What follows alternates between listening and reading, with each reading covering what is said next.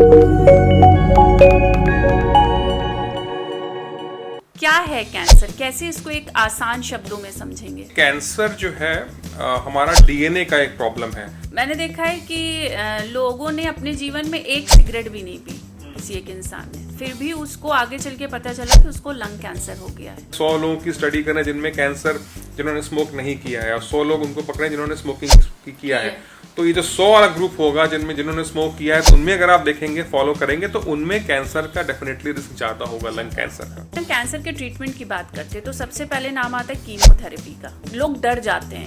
पहले आपको ये बताना है कि कीमो का आपका फायदा क्या है। आपका जैसे आपने ऑपरेट कर दिया है तो फ्यूचर में बीमारी लौटे ना, रिकरेंस ना हो। ब्रेस्ट कैंसर की बात हम लोग कर रहे थे, तो जैसे अभी हिना खान के 4th स्टेज का ब्रेस्ट कैंसर निकला है, तो क्यों इतना कॉमन हो रहा है ये ब्रेस्ट कैंसर आजकल? ब्रेस्ट कैंसर की बात करें तो आजकल वो ज्यादा कॉमन है शहरों में, और वो भी वर्किंग विमेन में। वर्किंग विमेन में क्यों ज्यादा है? बिकॉज वो उनका जो स्ट्रेस लेवल है वो ज्यादा है। डाइट में ये वेज और नॉन वेज फर्क पड़ता है क्या? नहीं, बिल्कुल नहीं, ऐसा कुछ नहीं है। बिल्कुल नॉन वेजिटेरियन अगर आपने अच्छे से बनवाया है एंड कम स्पाइसी है, खासकर फॉर पेशेंट।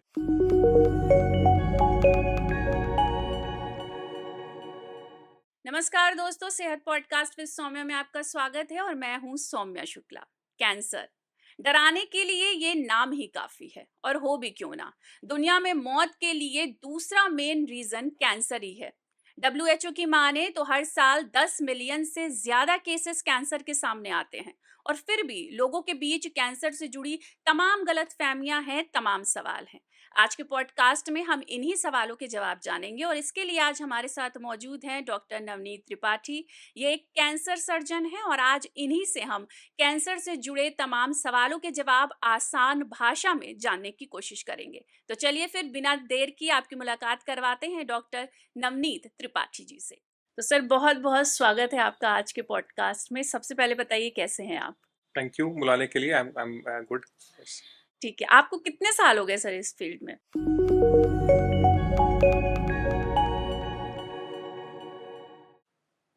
मुझे मेडिकल फील्ड में एंटर किए हुए हो गए हैं 24 years, and after my super specialisation in breast surgery मुझे प्रैक्टिस करते हुए हो गए हैं 10 ईयर्स। यस। अच्छा, तो इन 24 सालों में मेडिकल फील्ड में कितना डिफरेंस आपको देखने को मिला? अगर मैं पूछूं कि एक अच्छा चेंज अगर आप मुझे बताइए और एक बुरा चेंज बताइए, तो आपके हिसाब से वो क्या है? अच्छा क्वेश्चन है।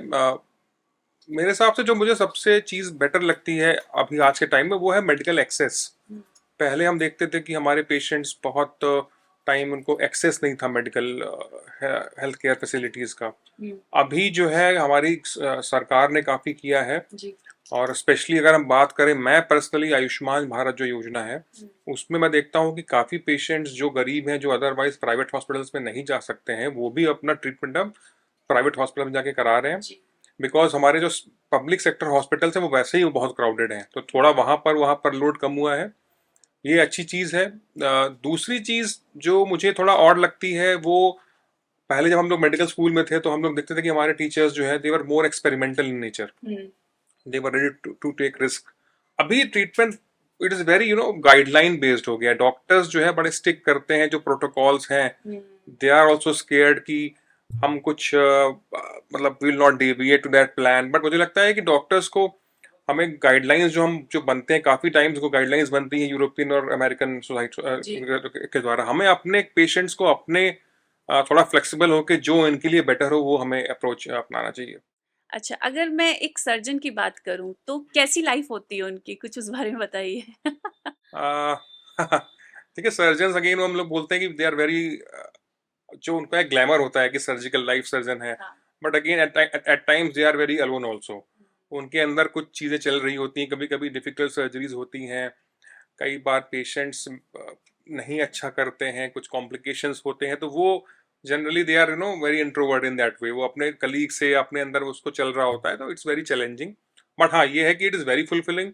हमारे पेशेंट जब हम आते हैं और हमको क्योर करके जाते हैं, सर्जिकल कंडीशंस में ऐसा होता है कि पेशेंट्स हैव इमीडिएट बेनिफिट। से दवाइयाँ take some time, medicine will take some time. Surgical आपने ऑपरेट किया, I operate cancer, so when we patient get cured, और फिर जो आप पेशेंट्स आते हैं फॉलोअप में, जो उनका खुशी होती है, जो आपको आशीर्वाद देते हैं, तो really it is very fulfilling. Okay. अच्छा, आपके इस फील्ड में जो है, आपके करियर में सबसे जो डिफिकल्ट केस आपने देखा है, वो क्या होगा? मैं अपनी अगर बात करूं पर्सनल प्रैक्टिस में तो कोविड टाइम की बात है। एक हुँ, पेशेंट थी, I will not disclose the name obviously. हुँ, तो she had pregnancy, she had a twin pregnancy, हुँ, और उनका आईवीएफ प्रेगनेंसी हुआ था। And at that time she developed a breast lump during pregnancy. और हमने, she was sent to me by a colleague of mine, gynaecologist. हमने उनका workup किया तो it was diagnosed as a breast cancer. उस समय जो है उनके हस्बैंड भी पर्सनल रीजन से उनके साथ नहीं थे। उनकी फैमिली थी और वो थी, और उनको फाइनेंशियल इश्यूज भी थे। और ये देखा गया है कि जो प्रेगनेंसी वाले ब्रेस्ट कैंसर्स होते हैं, they are more aggressive in nature. अगर हम नॉर्मल बात करें तो जो ट्यूमर्स या कैंसर्स प्रेगनेंसी में होते हैं तो they are considered more aggressive. एक वैरायटी होती है, उसको हम लोग बोलते हैं triple negative breast cancer, TNBC. तो यंग एज में टीएनबीसी ज़्यादा कॉमन होता है, और उसमें उनके में जो हमने टेस्टिंग करी तो टीएनबीसी था। और जनरली ऐसे पेशेंट्स हम लोग मान के चलते हैं कि बहुत अच्छा कई बार उनका आउटकम नहीं होता है। हुँ, but again we had to start her treatment, and her her tumour was locally advance, थोड़ा बड़ा ट्यूमर था। हम उस समय सर्जरी नहीं कर सकते थे, तो we had to take a call regarding chemotherapy. And you know कि प्रेगनेंसी में वैसे ही हम लोग दवाइयों का काफ़ी मना हाँ, करते हैं, और हाँ, कीमोथेरेपीज हैज़ गॉट सम क्या काफ़ी साइड इफेक्ट्स होते हैं। जी, तो पेशेंट्स को कॉन्फिडेंस में लेके, and we started the chemotherapy, she underwent chemotherapy, उनका कीमोथेरेपी हुआ। हुँ, हमने उनको पूरे मॉनिटरिंग में रखा। लकीली उनको कोई इवेंट नहीं हुआ, एंड कीमोथेरेपी भी चलती रही और उनका डिलीवरी भी हो गया टाइम पे। And she had two babies, healthy babies, one daughter and one one boy. And after her delivery फिर हमने उनका सर्जरी प्लान किया, एंड आगे फॉलोअप विद रेडिएशन। वो तो मतलब ये है कि वो मुझे लगता है कि बड़ा चैलेंजिंग था, और मुझे अच्छा लगता है कि हमने एक रिस्क लिया। जी, कोविड टाइम में कई बार पेशेंट्स हम लोग डॉक्टर्स रेफर कर रहे थे, हाँ, but we treated treated her. और अभी वो आती हैं, बच्चों को लेके आती हैं, तो it is really very pleasant to see her. कितना अच्छा लगता यस, होगा। Yes, yes. ठीक है। अच्छा, अगर अब हम कैंसर की तरफ बढ़ते हैं, उसकी बात करते हैं, तो क्या है कैंसर? कैसे इसको एक आसान शब्दों में समझेंगे? देखिए, कैंसर जो है हमारा डीएनए का एक प्रॉब्लम है। जी, हमारे बॉडी में हम लोग जैसे आम आम जिंदगी में हम लोग काम कर रहे होते हैं, हम लोग सोचते हैं कि सब इट्स अ सिस्टम चल रहा है, हुँ, बट एवरीथिंग इज कंट्रोल्ड। जैसे हमारे माइंड से हमारे सारे सारे हमारे एक्शंस कंट्रोल होते हैं, हमारी थॉट्स कंट्रोल होती हैं, उसी तरह से एक एक सेल जो हमारे बॉडी में बिलियंस ऑफ सेल्स हैं। हुँ, तो जो सेल का कंट्रोल आता है वो आता है न्यूक्लियस से। हम लोगों ने पढ़ा होगा, जी, सेल के अंदर होता है जी, न्यूक्लियस, और न्यूक्लियस बना होता है डीएनए से। हुँ, सो डीएनए जो हमारा जो नॉर्मल डीएनए है, उससे जो आपकी नॉर्मल एक्टिविटीज होती हैं वो होती हैं।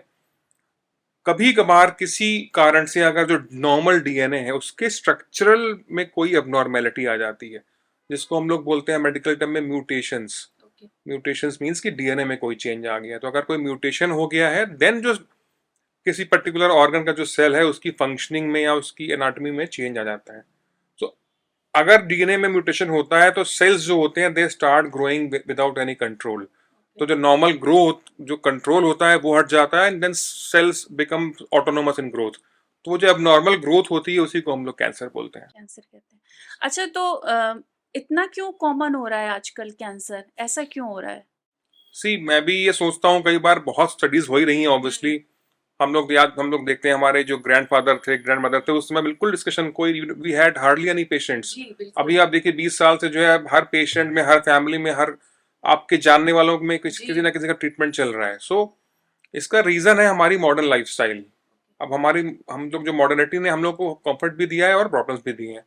तो आई कुड से कि ये एक हमें कोलेटरल डैमेज मिला है, कि हमारी लाइफ आसान हुई है, बट हमें जो है हेल्थ ने, नेचर ने बोला है कि भाई ये आप जो चीज़ें आपकी लाइफस्टाइल में प्रॉब्लम है, तो ये हमें एक तरह से हुँ, इसका एक वो देना पड़ रहा है। तो इसमें सबसे इंपॉर्टेंट लाइफस्टाइल फैक्टर्स हैं। हमारी जो जीवन शैली है, ओबेसिटी है, लैक ऑफ फिजिकल एक्टिविटी है, डाइट है, स्मोकिंग, एल्कोहल। तो ये फैक्टर्स जो है, प्लस जो हमारी फूड चेन है, जो हम लोग खाना भी खा रहे हैं, हमें जितनी चीज़ें मालूम है हमें उससे ज़्यादा हमको नहीं मालूम है। तो जो हमारे फूड चेन में, जो हमारे सॉइल में फर्टिलाइजर्स हैं, केमिकल्स हैं, हम लोग जी, जो जो भी खा रहे हैं, तो वो जो केमिकल्स हैं उनको हम लोग बोलते हैं म्यूटेजेंस। जी, तो वो आ गए हैं, और उनके कारण से कैंसर्स का जो इंसिडेंस है वो बढ़ रहा है। बढ़ रहा है। यस। अच्छा, आपको क्या लगता है कि जितनी नॉलेज कैंसर के बारे में लोगों को होनी चाहिए, क्या उतनी है? अगर हम शहरों की बात करें तो उसकी हम्म बात तो छोड़ दीजिए, गाँवों में भी जो है हम्म नहीं है नॉलेज, तो वहाँ तक कैसे पहुँचाई जाए कैंसर के बारे में? बिल्कुल। शहरों में मुझे आई एग्री कि चीज़ें काफ़ी इम्प्रूव्ड हैं, जी, पेशेंट्स बहुत जल्दी आ जाते हैं। इनफैक्ट अभी तो ये है कि पेशेंट्स नॉर्मल सिम्टम्स को भी लेके आते हैं, तो अच्छी बात है, हम लोग उनको समझा देते हैं कि भाई ये चीज़ नॉर्मल है, या ब्रेस्ट पेन है तो आती हुँ, हैं औरतें। बट गाँव में अभी अगेन प्रॉब्लम है। बहुत टाइम्स मैं पेशेंट्स देखता हूँ, we get patients who have huge tumours, एक एक साल से गिल्टियां हैं, डेढ़ डेढ़ साल से गिल्टियां हैं, उनको कोई एक तो फैमिली में सपोर्ट नहीं है। अगेन जो जो भी कैंसर फीमेल्स के हैं वो अगेन एक फैमिली का एक इशू है। जी, सोशल एस्पेक्ट भी है कैंसर का, वो तो है। इसके अलावा जो हमारी जो एक्सेस टू हेल्थ केयर है वो कम है। हुँ, और तो ये है कि हमारा इसके लिए कैसे इम्प्रूव करें, तो देखिए सरकार अपने लेवल पे कर रही है जो जी, कर रहे हैं। जी, हमें अपने लेवल पे ये, जैसे हम लोग आपका ये पॉडकास्ट है, हाँ, तो सोशल मीडिया जी, है ना, आजकल सबके पास स्मार्टफोन है, हुँ, डेटा काफ़ी चीप है, तो लोग देखते हैं। तो अगर अच्छे प्रोग्राम्स बनाए जाएं, उनको शेयर किया जाए, तो हम मुझे लगता है कि इनके द्वारा हम एटलीस्ट अवेयरनेस तो फैला ही सकते हैं कि पेशेंट्स कोई सिम्टम होने पे जो भी आसपास डॉक्टर्स हैं उनके पास जाके अपना चेकअप करा सकें। अच्छा, जो सोशल मीडिया का दौर चल रहा है, डिजिटली जो दुनिया चल रही है, तो आपको क्या लगता है कि पूरी तरीके से सही नॉलेज लोगों तक पहुँच रही है कि नहीं? क्योंकि यस, नॉलेज जो है सही होना ज़्यादा ज़रूरी है। बहुत अच्छा क्वेश्चन है ये। जी, देखिए हम लोग जो ओपीडी में पेशेंट्स देखते हैं, तो we come across patients who have miss information. हुँ, हम बात करते हैं information, might not, this is miss information. जी, सो ये बड़ी प्रॉब्लम है कि आजकल अगेन किसी आम आदमी के लिए वो नेट पे कंटेंट देख रहा है, अब वो कैसे ये डिसाइड करे कि ये जो है ये वीडियो में ये बात सही है या हुँ, गलत है। सो कई बार क्वैक्स हैं या कई बार एडवर्टीजमेंट्स वाले जो हैं, अपने उनके इंटरेस्ट हैं और चीज़ें चल रही होती हैं। जी, बहुत सारे ऑल्टरनेटिव मेडिसिन हैं जिनका कोई एविडेंस नहीं है। जी, इनफैक्ट मैं बोलूँगा कि आप एक अच्छे रिस्पॉन्सिबल मीडिया प्लेटफॉर्म है, तो आई वुड से कि हम लोग देखते हैं कि जो हमारे बहुत फेमस पेपर्स हैं या पब्लिकेशंस हैं, उनके आप ऐड देखेंगे तो आपको एड्स ऐसे दिखते हैं कि दे हैव नो बेसिस। वो कैंसर का ये समाधान और ये हुँ, इलाज और वो इलाज, बहुत चीज़ें आपकी मतलब चीज़ें ऐसी हैं कि पेशेंट्स अपना पैसा भी लगा रहे हैं और उनको कोई फायदा भी नहीं हो रहा है। तो मुझे लगता है लिटिगेशन इज इंपॉर्टेंट। इस पे कोई सरकार ऐसा एक्ट ले आए या कोई ऐसी चीज़ करे कि अगर आप कोई ऐसी चीज़ पब्लिश करते हैं जहाँ जो ऑथेंटिकेटेड नहीं है, तो उस पर कुछ ना कुछ कंट्रोल तो होना चाहिए। Otherwise it is very difficult for common people to जज कि क्या चीज़ इंफॉर्मेशन क्या सही जी, है और क्या बिल्कुल। गलत है। हुँ। अच्छा, अगर हम कॉमन पीपल की बात करें तो कैसे सिम्पटम्स कैंसर के उनको दिखेंगे कि वो शुरुआती जो दिन उनके चल रहे हैं, जो पहली स्टेज चल रही है उसमें वो पता लगा पाएँ कि ये कैंसर है और अब डॉक्टर के पास जाने की ज़रूरत है। तो क्या लक्षण, क्या सिम्पटम्स उनको दिखना शुरू होंगे? सी, ये बड़ा ब्रॉड क्वेश्चन है। कैंसर भाई बॉडी में हर जी, ऑर्गन का कैंसर है। जी, तो अगर हम बात करें हमारे देश में, भारत देश में, most common cancer is what, breast cancer, okay, including both men and women. Okay. दोनों ही, महिलाओं पुरुष में सबसे कॉमन कैंसर ब्रेस्ट कैंसर है। सो सेकंड है लंग कैंसर एंड थर्ड आता है सर्वाइकल जी, कैंसर। तो अ, अगर हम ब्रेस्ट कैंसर की बात करें तो जो सबसे कॉमन सिम्टम है वो होता है एक गिल्टी होना, हुँ, जिसमें आपको इनिशियली कोई दर्द या कोई और दिक्कत नहीं होगी। प्रॉब्लम यही होती है कि जो गिल्टियां ब्रेस्ट में होती हैं, to start with they are painless. हुँ। तो एक ये आम ये होता है कि ठीक है, छोटी सी गिल्टी है, दर्द नहीं सही हो रहा है, ठीक हाँ, हो जाएगी, जी, which is fine. But again, as अगर आपकी 30-35 साल से ज्यादा है और आपको ब्रेस्ट में कोई नोड्यूल या कोई लम्ब दिखता है, तो उसमें आपको वेट नहीं करना है कि मुझे पेन होगा या कुछ बढ़ेगा तो हम जाएंगे। दोनों ही मेल उसको फीमेल। डॉक्टर से जाके जस्ट हैव अ कंसल्टेशन, उनसे मिल लीजिए। और इनफैक्ट 90%, जो मैं बोला कि 90% केसेस में जो गिल्टियां होती हैं वो नॉर्मल गिल्टियां ही होती हैं, ओके। है ना। सो बट ये है कि जो 5% पेशेंट में जिनमें कैंसर बनने की संभावना है, तो उसको हम पहले पिक कर सकते हैं। हुँ, सो कोई आपको अगर ब्रेस्ट में लंप है या इनफैक्ट कहीं बॉडी में, कोई गले में, कई बार हमारे देश में जो है ओरल कैंसर बड़ा कॉमन है। जी, तो अगर आपको कोई जो है मुंह के अंदर छाला है जो नहीं हील हो रहा है, या गले में कोई लिम्फ नोड है, कोई स्वेलिंग है, तो आप जो भी आपके स्पेशलिस्ट डॉक्टर है उनसे मिले। दूसरा एक चीज है कि कई बार आपके बाहर से कोई आपको गिल्टी नहीं फील होगी, जो आपकी इंटरनल ऑर्गन है वहां पर हुँ, आपको बाहर से यू कांट फील इट। तो वहां पर अगर आपको लगता है कि वेट लॉस हो रहा है, मतलब अनएक्सप्लेन्ड वेट लॉस है कि आपका 2 या 3 महीने में काफी वेट गिर गया, भूख एकदम से कम हो गई है ना, तो ये एक सिम्टम्स हो सकते हैं, नॉट दैट हुँ, कि होगा ही, होगा बट ही। अगर ऐसा कुछ आप फील कर रहे हैं तो डॉक्टर से जाके एक बार मिल मिल लें। लीजिए। जी। यस। अच्छा, जो आपने ये कैंसर्स बताए भारत में जो सबसे ज़्यादा हैं, तो सबसे खतरनाक कैंसर आप किसको बोलेंगे? जिसमें मतलब बहुत ज़्यादा सावधान रहने की ज़रूरत देखिए रहती अगेन एक चीज जैसे आपने बोला सबसे खतरनाक कैंसर, और एक कई बार कहते हैं कि ये हल्का कैंसर है, है? ये हल्का कैंसर है, एक होता है द गुड कैंसर एक। बट अगेन ये चीज जो है terminology is not right, okay. है ना। Every cancer has to be taken seriously, it is nothing like a good और अ बैड कैंसर। अगर हम बात करें कि हाँ ट्यूमर्स कैन बी एग्रेसिव और they can be less aggressive, है ना। इनफैक्ट मैं ब्रेस्ट की बात करूं तो ब्रेस्ट में कुछ patient they are very aggressive, और कई बार पेशेंट्स की गिल्टी बहुत टाइम से है, फिर भी दिक्कत नहीं होता है। इन जनरल जो आपका आई अंडरस्टैंड योर क्वेश्चन, तो उसका मतलब है जो पैनक्रियाटिक जैसे पैनक्रियाटिक कैंसर्स हैं दे आर रियली बैड। और एक गॉल ब्लैडर जो पित्त की थैली का कैंसर है, उसमें ट्रीटमेंट के बाद भी बड़ा रिकरेंस होने का होता है, चांसेस होते हैं, तो वो एग्रेसिव है। बट इन जनरल अगर किसी भी पेशेंट को किसी भी एरिया का कैंसर है तो उसको बिल्कुल उसको सीरियसली लेके अपना जो भी डॉक्टर्स आपको बताएं उसको फॉलो करना चाहिए। अच्छा, कैंसर की अगर बात करें तो इसमें स्टेजेस डिवाइड रहती हैं। क्या है ये, कुछ एक्सप्लेन करिए? अगेन स्टेजिंग, अगेन जैसे ब्रॉड आपने क्वेश्चन पूछा है, तो स्टेज देखिए हर स्टेज जब भी कोई कैंसर हम डायग्नोस करते हैं तो डायग्नोसिस होती है बायोप्सी से। ओके। एक मैं आप चीज ऐड करूंगा कि बायोप्सी बड़ा एक वर्ड है यूज करते हैं हम लोग, और पेशेंट में बड़ा फोबिया होता है जी। बायोप्सी को लेकर। तो बायोप्सी जो है के बाद ही आपकी डायग्नोसिस बनेगी। आप किसी भी आज अच्छे डॉक्टर्स के पास जाएंगे, अच्छे सेंटर्स पे जाएंगे, तो वो आपको ये मान के इलाज नहीं कर सकते हैं कि कैंसर हो सकता है और बिना बायोप्सी करे ट्रीटमेंट स्टार्ट कर दें। इसके मेडिको लीगल इम्प्लीकेशंस भी हैं। सो पहली चीज बायोप्सी होती है, फिर हम लोग स्टेज पे आते हैं। अगर एक बार आपकी डायग्नोसिस बन गई है तो ट्रीटमेंट स्टार्ट हो जाता है पेशेंट की स्टेज के हिसाब से। ट्रीटमेंट प्लान कैसे करेंगे, तो स्टेजिंग कराई जाती है। स्टेज देखिए जनरली 4 स्टेज हम लोग बात करते हैं, 1 2 3 एंड 4। एंड कुछ कैंसर्स में स्टेज 0 भी होता है, जैसे ब्रेस्ट की बात करें तो ब्रेस्ट कैंसर में एक स्टेज 0 कैंसर भी होता है। स्टेज 0 का मतलब होता है कि कैंसर जो आपका एक फ्रैंक कैंसर है उसके पहले की स्टेज, उसको बोलते हैं प्री इन्वेजिव। सो मैं आपको एग्जांपल दे रहा हूँ ब्रेस्ट का, लेटेस्ट टू बी, ताकि लोगों को समझ में आए। तो जैसे ब्रेस्ट में क्या है कि स्टार्ट होता है कैंसर, जो निपल के पीछे डक्ट्स होती हैं उनको बोलते हैं लैक्टिफेरस डक्ट्स। तो डक्ट्स के अंदर अगर बिल्कुल कुछ सेल्स बनने शुरू हुए हैं कैंसर के और उसके अंदर ही है, that is a stage 0 cancer, जिस प्री इन्वेजिव, मतलब that is the earliest form. Second होता है स्टेज 1। तो स्टेज 1 में ये मतलब है कि ट्यूमर जो है छोटा है और ब्रेस्ट में ही है। ब्रेस्ट में साइज ट्यूमर का it is less than 5 centimetre and it is in the breast. Stage 2 again अगर ट्यूमर आपका ब्रेस्ट में भी है और एक्जिला लिम्फ नोड में, जो लिम्फ नोड्स होते हैं अंडर आर्म में, किसी भी कैंसर का जो स्प्रेड होता है वो लोकल लिम्फ नोड्स होते हैं। जैसे गले के cancer will go to the cervical lymph nodes, breast के या लंग्स के जो है they will go to the this thing axillary nodes. जो आपके पेट के हैं या जो आपके ग्रॉइन का है तो वहाँ नोड्स में जाता है। तो अगर नोड्स में भी इन्वॉल्वमेंट है दैट बिकम्स स्टेज 2। स्टेज 3 में बोलते हैं कि इट इज लोकली एडवांस्ड। अगर ट्यूमर बहुत ज्यादा बढ़ गया है साइज में, या ब्रेस्ट में ही अल्सरेट हो गया है, बहुत ह्यूज हो गया है, size more than 5 centimetre, then that is stage 3 locally advanced.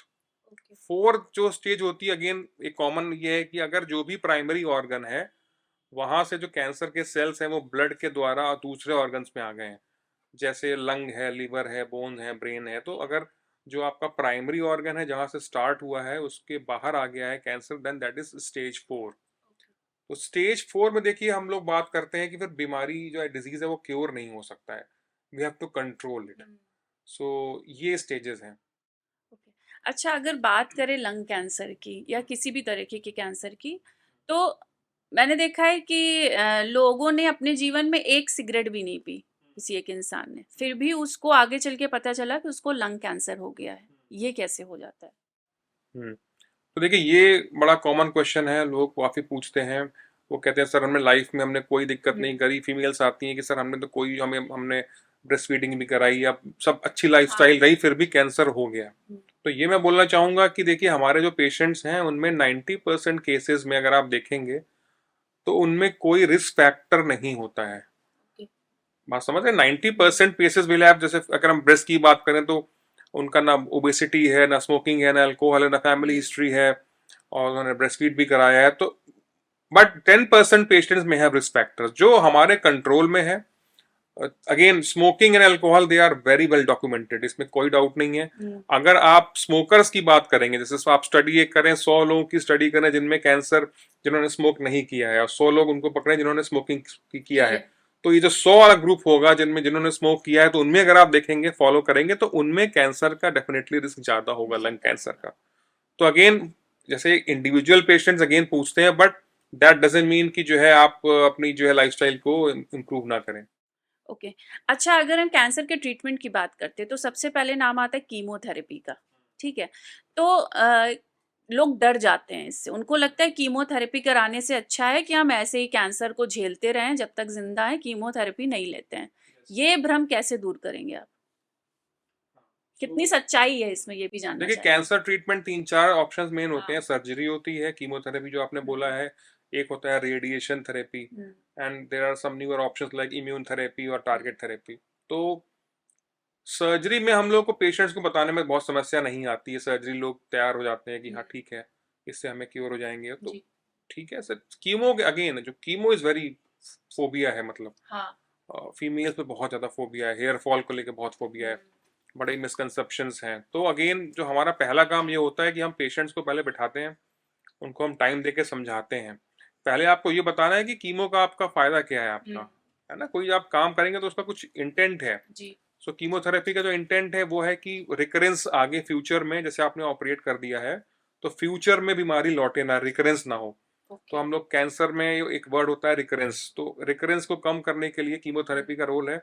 Chemotherapy, जो मॉडर्न कीमोथेरेपी है, इट्स वेरी सेफ। पहले की तरह मेडिसिन नहीं है। Again, it is totally painless. कुछ लोगों में भ्रम है कि वो दर्द होता होगा कीमो, नहीं, इट्स लाइक टोटली पेनलेस। वो फ्लूइड जैसे लगता है, तो इट इज गिवन इंट्रावीनस, और कोई इसमें दर्द नहीं होता है। अगेन, जो भी साइड इफेक्ट्स होते हैं, जैसे हेयर फॉल है, या थोड़ी भूख कम लगती है, कभी कभी फीवर आता है, वो all these are temporary symptoms, and all of them are 100% reversible. जब आपकी कीमोथेरेपी खत्म हो जाएगी, तो हर पेशेंट में, every women will get back her hair. तो वो सब बाल आ जाते हैं, अच्छे से आ जाते हैं, आपकी लाइफस्टाइल इंप्रूव हो जाती है, खाना पीना बढ़ जाता है। तो ये एक फेज होता है 5-6 महीने का, जब तक, अगेन, हर कैंसर में अलग तरह का होता है, जी। ड्यूरेशन होता है। तो जो भी है, तो उसको आप ये समझिए, जैसे आप एफडी करते हैं, बैंक में आप जमा करते हैं, आप जी। एलआईसी करते हैं, it's a long term investment. Hmm. Like that की कीमोथेरेपी 6 महीने का अगर कोर्स है, तो आपको आगे 20-25-30 साल के लिए हेल्प करेगा। जी। तो अगर किसी पर्टिकुलर केस में डॉक्टर्स आपको बोल रहे हैं और उन्होंने आपको कन्विंस किया है, तो बिल्कुल उसको बिल्कुल कराना चाहिए। अच्छा, ठीक है। कैंसर की भी वैक्सीन अवेलेबल है भारत में?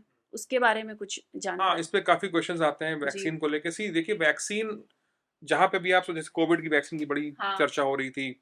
सो वैक्सीन हम लोग वहां बात करते हैं जहां पर कोई इन्फेक्शन का कोई कॉज हम्म।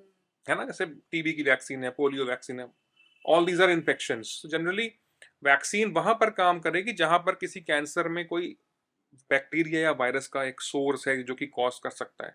सबसे जो इम्पोर्टेंट कैंसर है हमारे कॉन्टेक्स्ट में, वो है सर्वाइकल कैंसर। जी। सर्वाइकल कैंसर की वैक्सीन बहुत इजीली अवेलेबल है, और उसमें एक वायरस है, इसको हम लोग बोलते हैं human papilloma virus, HPV.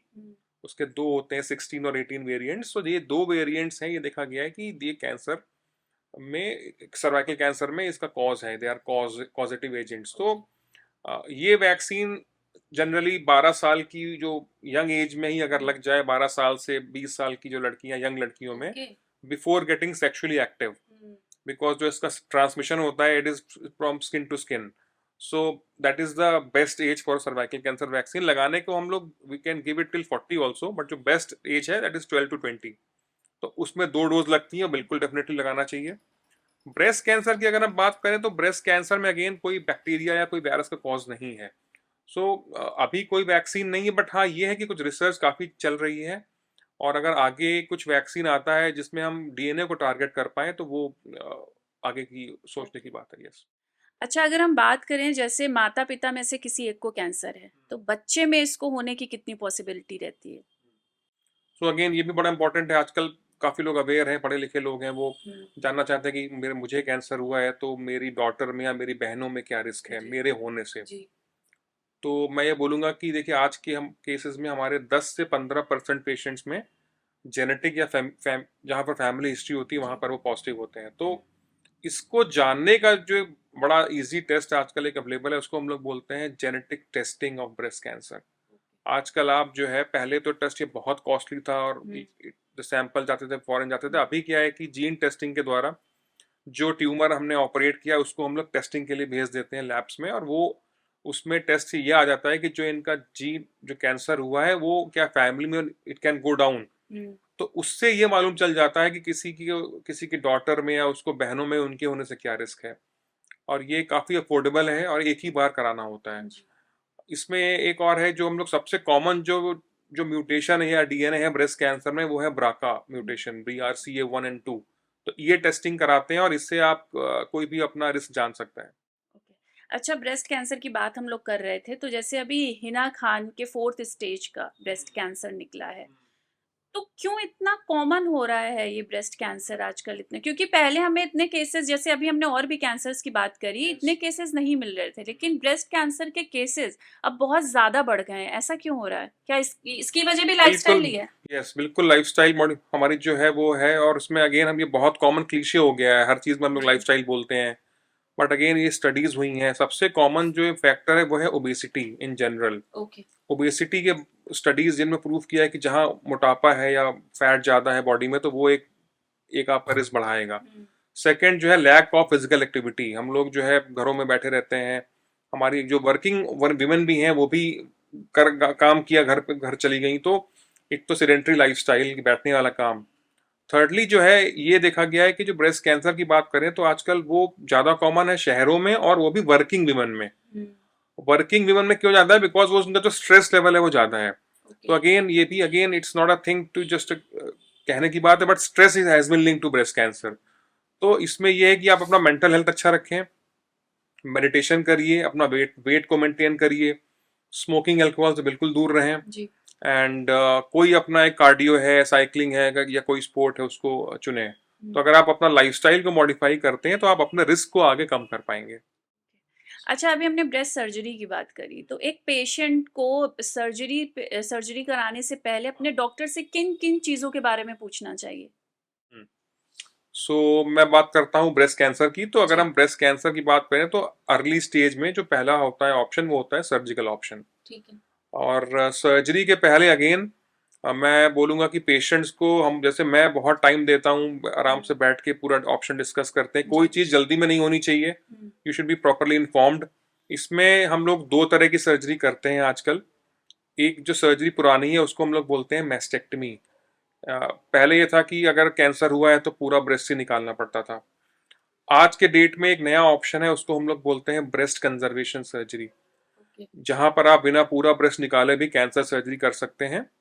And इसको एक और नया वर्ड है, दैट इज ऑन्कोप्लास्टिक ब्रेस्ट सर्जरी। तो आप उसी सेम सिटिंग में ही ट्यूमर को निकाल के ब्रेस्ट को शेप को नॉर्मल मेंटेन कर सकते हैं। ये सर्जरी आजकल हर सर्जन नहीं करता है, जो लोग हुँ। ट्रेंड हैं वो उसको ऑप्शन देते हैं। तो आप ये पूछिए कि सर मेरा जो आप सर्जरी करेंगे इसमें क्या ये पॉसिबल है कि मेरा बिना पूरा ब्रेस्ट निकाले हम ऑपरेट जी। कर पाएंगे। सेकंड ये है कि रिकवरी के बारे में पूछना चाहिए कि कितना आपको टाइम लगेगा रिकवरी के बारे में। और जो भी ऑप्शंस हैं रिगार्डिंग स्टेजिंग, या एक टेस्ट होता है पेट स्कैन, हम लोग हुँ। कराते हैं कि पूरे बॉडी में कहीं और स्प्रेड तो नहीं है। तो अपनी स्टेज के बारे में डिस्कस करें, सर्जिकल ऑप्शन मोटा मोटा कि सर्जरी किस प्रकार की होनी है जी। और कितना दिन आपको रिकवरी में लगेगा। अगर हम कैंसर की बात करें और फिर खाने-पीने की चीज़ों पे बात करें, तो बहुत सारी चीज़ों में अभी बीच में खबरें आई हैं कि इसको खाने से भी कैंसर हो सकता है, इसमें भी मतलब उसके तत्व पाए गए हैं कि आपको कैंसर हो सकता है। तो इस बारे में क्या कहेंगे आप? अगेन जो बात थी कि मिस इन्फॉर्मेशन की बात थी कि जी। हर आजकल तो हर चीज को जो है आपको वो करना है, हुँ। सेंसलेशलाइज करना है। तो जी। अगेन जो चीजें एविडेंस बेस्ड हैं, हुँ। जैसे अगर हम ब्रेस्ट की बात करें तो जो आपकी फैटी चीजें हैं, फैटी डाइट है, हुँ। उसको अवॉइड करें। फाइबर आपको लेना है। जी। प्रोटीन इन जनरल जो हम लोग बात करते हैं, you should take more of proteins. So protein लीजिए, सिंपल कार्ब्स जो है जैसे शुगर है, या आपकी जो चीजें आलू की हैं, या आपकी जो है बहुत ज्यादा जो आपकी ये जंक फूड है वो अवॉइड करें, और फाइबर डाइट और प्रोटीन डाइट ओके। इसको अपना ऐड करना चाहिए डाइट में।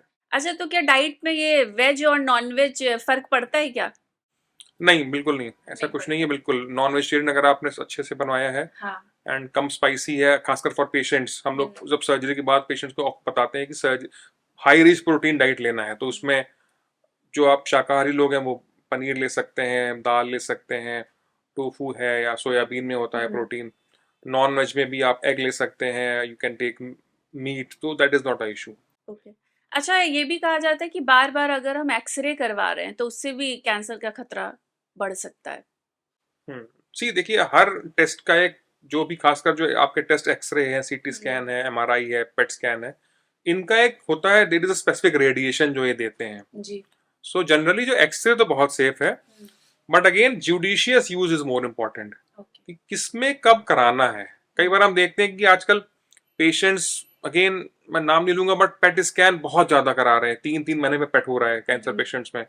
तो पेशेंट्स का जो, आपका जो इंडिकेशन है स्कैनिंग का, that is more important.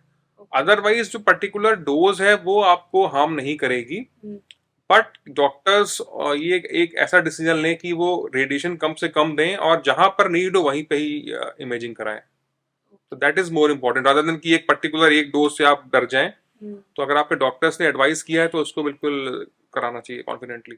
Sir, ये स्क्रीनिंग मैमोग्राफी क्या है? हम्म सो देखिए, मैमोग्राफी जो है ये बेसिकली एक ब्रेस्ट का एक्सरे होता है, जी। और ये टेस्ट जो है आजकल काफ़ी इजीली अवेलेबल है शहरों में खासकर। और जो पेशेंट्स 40 साल से ज़्यादा के आते हैं, जिनमें कोई लंप या गिल्टी है, वहाँ तो हम इसको एडवाइस करते ही हैं, डॉक्टर्स एडवाइस करेंगे। बट जो स्वस्थ महिलाएं हैं, जो हेल्दी वीमेन हैं और जो 40 साल की हो चुकी हैं, तो उनको ये रिकमेंडेशन ये है कि हर महिला को साल में एक बार अपना ये एक्सरे वाला मैमोग्राफी, जो जिसको हम लोग डिजिटल मैमोग्राफी बोलते हैं, not ultrasound, ultrasound is a different mammography.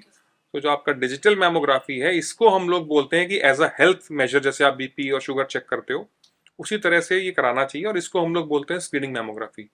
इसका फायदा ये है कि अगर कोई छोटा या बिल्कुल शुरुआती ट्यूमर है जो बनना शुरू हुआ है, वो आपको बाहर से फील नहीं होगा। उसको जब वो फील होगा तो थोड़ा उसका साइज बड़ा हो चुका होगा। तो बिल्कुल आप अर्ली स्टेज में उसको पिक कर सकते हैं, और अगर आपको अर्लीस्ट स्टेज में ट्रीटमेंट आप करा लेते हैं, सपोज आपका बिल्कुल ही स्टेज 1 या स्टेज 0 जो मैंने बात की थी कैंसर की, और वो आता है, तो उस केस में फायदा ये है कि ट्रीटमेंट आपका बहुत मिनिमल हो जाता है। आपका कम ट्रीटमेंट होता है, आपकी कीमोथेरेपी नहीं होगी, तो आपका ट्रीटमेंट भी कम कम होगा और आप बिल्कुल क्योर हो जाएंगे। So that is the whole idea behind doing it. हमारे देश में अभी कोई गवर्नमेंट का पॉलिसी नहीं है। मैं यूएस में था तो वहां पर एक स्ट्रक्चर्ड वे है, यूरोप में भी है कि गवर्नमेंट्स या आपके जो इंश्योरेंस है वो आपको साल में एक बार बुलाते हैं, दे विल कॉल यू कि आपका डेट आ रहा है, आप कराइए आके। बट हमारे यहाँ अभी बिकॉज ऑफ फाइनेंशियल इश्यूज, हमने, हमारी सरकार ने अभी इस पे कोई प्रोग्राम नहीं बनाया। बट आई एम होपफुल कि आगे चल के एक जो है मैमोग्राफी वाला एक जो है एक नेशनल प्रोग्राम हमें मिलेगा देखने को। अच्छा, अगर हम ब्रेस्ट कैंसर की बात करें तो पहले की तुलना में ट्रीटमेंट अब कितने ज़्यादा, क्या अंतर आप उसमें देखते हैं? अगेन बहुत ड्रास्टिक चेंजेस हैं। पहले ट्रीटमेंट वाज फिक्स्ड, जैसे आप दुकान पे गए, आपने बोला तो वो उसने 4-5 चीज दे दी आपको, उसी तरह से था कि हर पेशेंट में सर्जरी होनी थी, और वो सर्जरी पूरा ब्रेस्ट निकालना था। कीमोथेरेपी के बहुत ऑप्शंस नहीं थे, केवल एक ही तरह की कीमोथेरेपी थी, 6 साइकिल्स लगती थी। रेडिएशन वाज वेरी आउटडेटेड, वो पुरानी मशीन्स थी, वो उसमें आपके skin use to get burned और वो ब्लैकनेस आती थी, तो बड़ी चीज़ें प्रिमिटिव थी। But again over the years, because of continuous research and advancements, treatment has बहुत चेंज हो गया है। जो हमारा फिलॉसफी है वो हम लोग ये है कि हम लोग अब मिनिमल इज मोर बोलते हैं, कि कम ही ज्यादा है, हम कम ट्रीटमेंट करेंगे और फोकस्ड ट्रीटमेंट करेंगे। पहले इट वाज मोर रेडिकल, कि ट्रीटमेंट आप जो है, बिकॉज आप you are not sure about the cancer, उसका नेचर क्या है, तो आप पूरा पूरा ट्रीटमेंट करते थे। तो अभी ये है कि आप कम इलाज करें, कम इन द सेंस कि सर्जरी छोटी हो गई। जो मैंने बोला, ब्रेस्ट कंजर्विंग सर्जरी हम लोग करते हैं आजकल। हम लोग, मैं अपने पेशेंट में more than half of my patients will undergo breast conservation and breast reconstruction हम लोग बहुत करते हैं। साथ ही में जैसे मैंने बोला कि ब्रेस्ट का शेप का जो हम लोग सर्जरी करते हैं, it has very important implication on the psychology of women. जो औरत की साइकोलॉजी है, कहने को तो आप, हमारी देश की महिलाएं काफ़ी बोलेंगे कि सर हमें फ़र्क नहीं पड़ता है, आप पूरा ब्रेस्ट निकाल दीजिए, but again definitely every women will feel something bad about, कि अगर आप इस लाइक एम्पुटेशन। सो वो है। सेकंड, कीमो की बात अगर करें, कीमोथेरेपी अगेन, जो मैंने बोला, कीमोथेरेपी बहुत नई कीमोथेरेपी आ गई है, साइड इफेक्ट्स बहुत कम है। कीमो के अलावा हमारे पास ऑप्शंस हैं अब। कई बार पेशेंट्स कीमो को रिस्पॉन्ड नहीं करते हैं या टॉलरेट नहीं कर पाते हैं, या सपोज पेशेंट्स की एज बहुत ज़्यादा है जहाँ पर हम कीमोथेरेपी नहीं दे सकते हैं, वहाँ पर we have options now for target therapy. Target therapy is a therapy which is very easily given, और इसमें कोई कीमो के साइड इफेक्ट्स नहीं होते हैं। एक नया थेरेपी है इम्यून थेरेपी। सो ये नई चीज़ें आ गई हैं। सो ओवरऑल पेशेंट्स की जो क्वालिटी ऑफ लाइफ है वो पहले से काफ़ी इंप्रूव हो गई है, और जो मैंने बोला सेकंड सेकंड जो चेंजेस है वो है हमारे डायग्नोस्टिक टेस्टिंग में। अब हम लोग जैसे मैंने बोला मैमोग्राफी से, और एक नया मैमोग्राफी है उसको हम लोग बोलते हैं 4D मैमोग्राफी या टोमोसिंथेसिस मैमोग्राफी भी लेटेस्ट है उस 4D मैमोग्राफी। तो वो बिल्कुल ही अर्ली से अर्ली स्टेज में कैंसर को पिक करके हम पेशेंट्स का ट्रीटमेंट बिल्कुल कम से कम क्वांटिटी में कर सकते हैं। ओके। अच्छा, आखिर में बस मैं इतना आपसे कहना चाहूँगी कि उन पेशेंट के लिए आपके पास क्या मैसेज है जो अभी कैंसर जैसी गंभीर बीमारी से जूझ रहे हैं, उनके लिए आप क्या कहना चाहेंगे? सो देखिए, सबसे जब डायग्नोसिस बनती है, जी।